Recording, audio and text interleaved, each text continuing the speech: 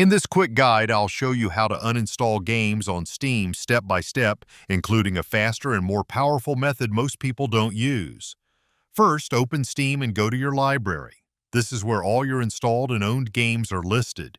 You can click Show Only Ready-to-Play Games, and it will show only your installed games.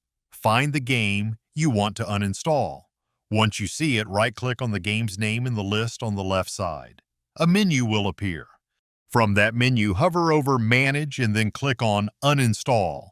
Steam will ask you to confirm your choice. Click Uninstall again and the game will be removed from your system.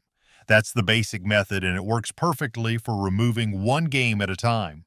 But there's actually a better and more efficient way, especially if you want to manage multiple games or free up space quickly.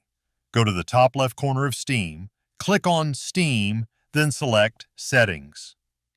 In the Settings window, find and click on Storage. Here you'll see all your installed games listed along with how much disk space they're using.